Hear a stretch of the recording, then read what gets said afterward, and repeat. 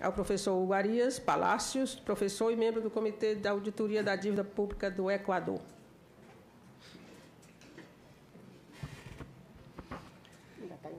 Muy buenos días a todos, a los miembros de esta mesa directiva, a su presidente, ao senhor presidente da mesa e a toda nossa equipe. Eu gostaria de primeiro agradecer a nossa amiga e colega Maria Lúcia Fattorelli pelo convite para estar aqui nessa audiência.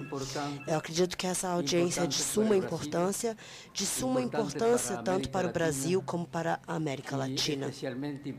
E é especialmente importante para o país do Equador. Nós, no Equador, estamos passando por uma situação muito complexa. Eu tenho poucos minutos para falar, então eu não preparei um PowerPoint para trazer e compartilhar com vocês. Eu acho importante lembrarmos que nós vivemos dentro de um sistema capitalista, onde a única coisa que importa são os direitos das empresas, dos capitalistas, mas não os direitos do povo.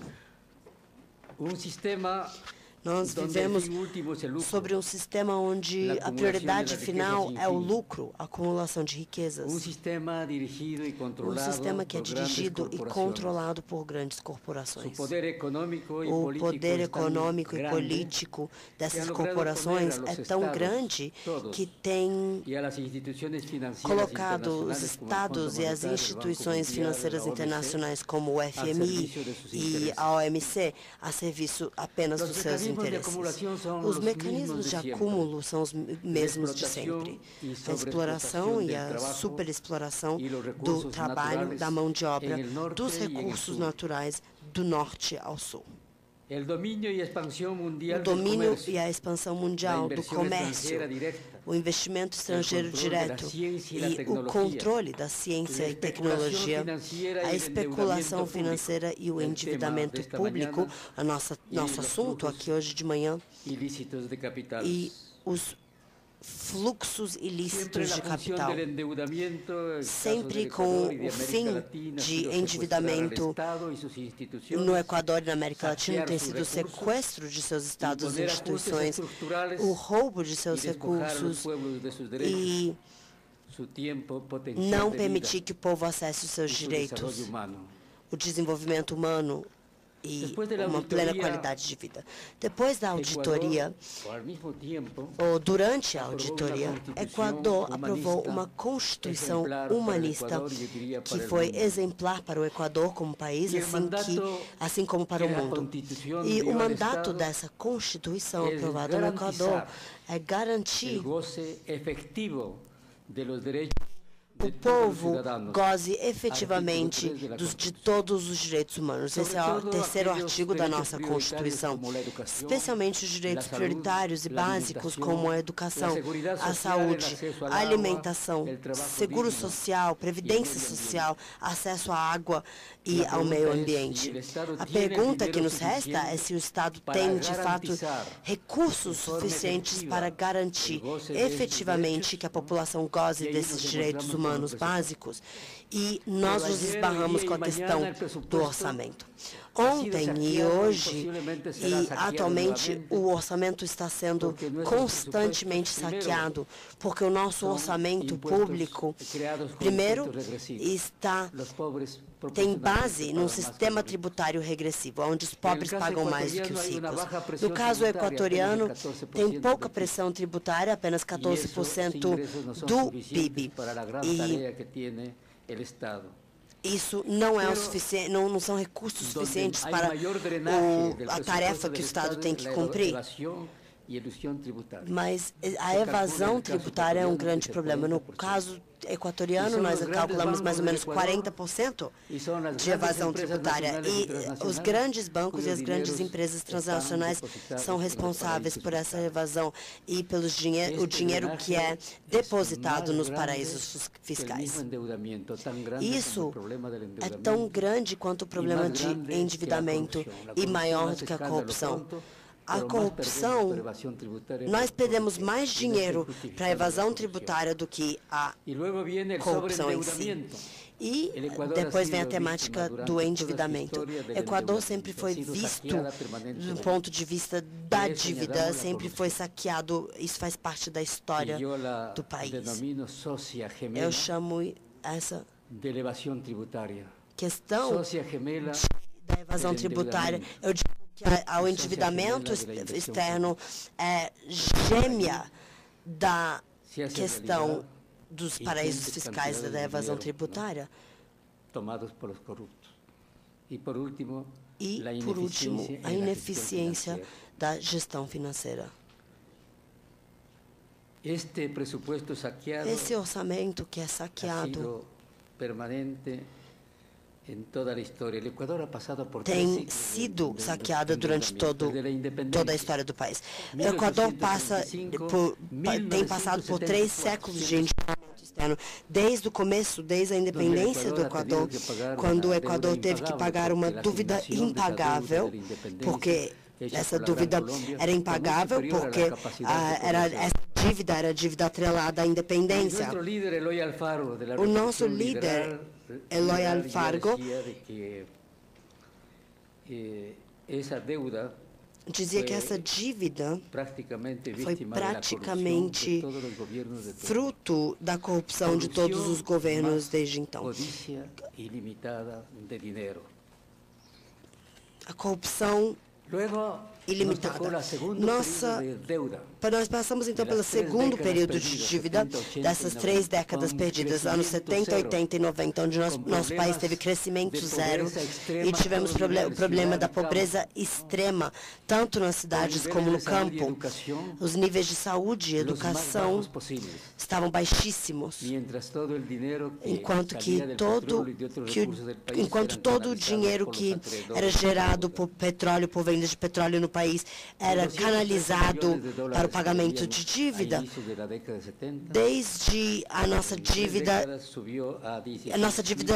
subiu para 16 bilhões em 3 décadas, o que quer dizer que durante esse período a dívida cresceu em 80 vezes, se multiplicou 80 vezes. E pagamos mais.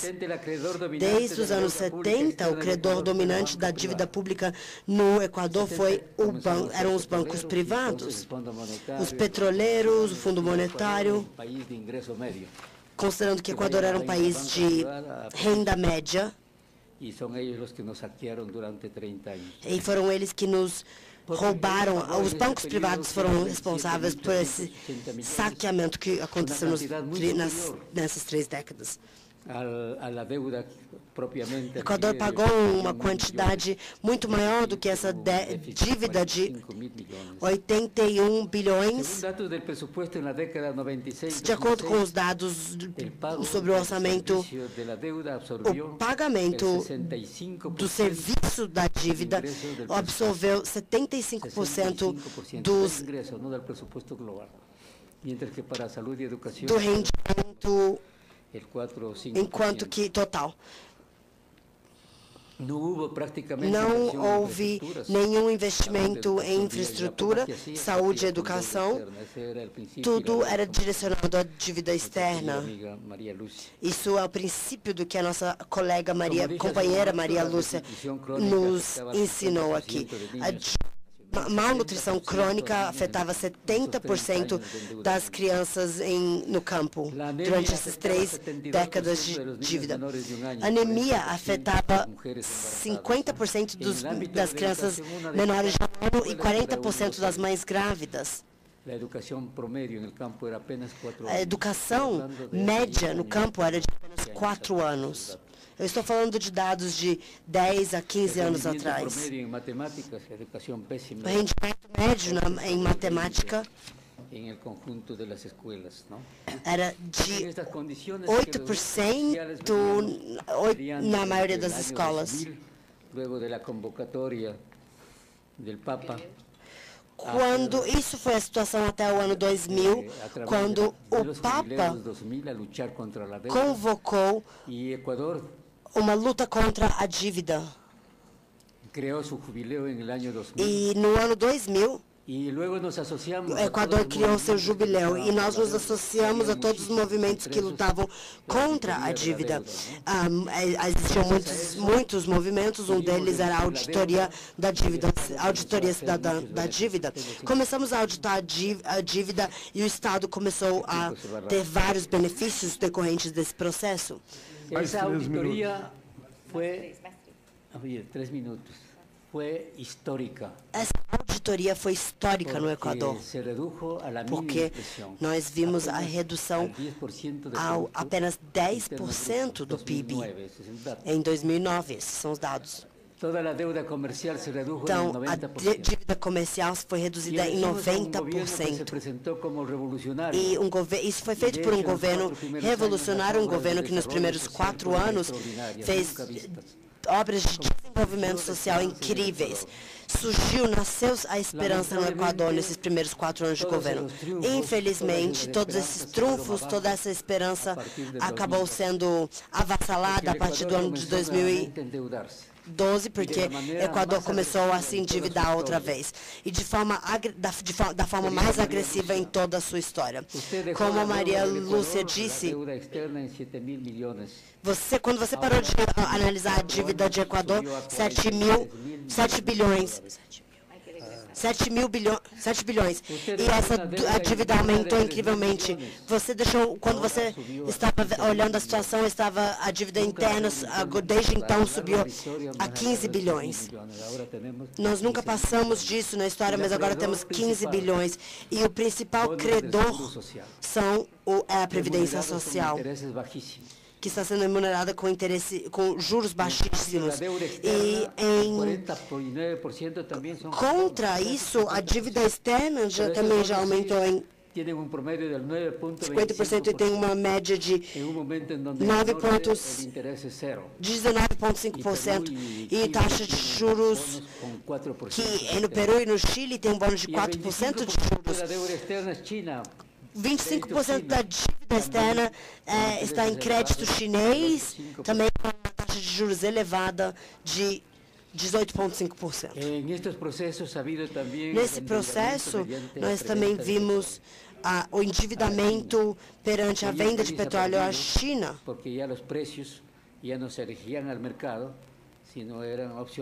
E esses preços, o preço de $4 por barril, E isso foi na época das vacas gordas, quando o país tinha problemas e demandas para crédito externo. O país recebeu nesse período de 10 anos de 95 bilhões de dólares. Essa é uma quantidade enorme se olharmos o tamanho do país do Equador. 250 bilhões do orçamento. Apesar de nesse período de vacas gordas, nós nos endividamos como nunca fizemos antes na história e estamos enfrentando um problema enorme, possivelmente que não há solução. Eu vim até aqui para dizer a Maria Lúcia que nós precisamos urgentemente fazer uma nova auditoria da nossa dívida pública. Eu gostaria de agregar o fator da corrupção. Corrupção não é uma conduta dos recursos financeiros. Corrupção é um sistema instaurido, um sistema que está presente em todos os níveis de administração pública. Corrupção rouba aos pequenos e rouba aos grandes. É lógico que isso acontece em proporções diferentes, mas esse esquema de corrupção está matando o nosso país.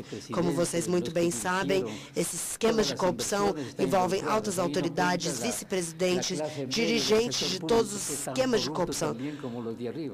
E não podemos descontar a classe média e o setor público, que também é corrupto, também pode ser corrupto.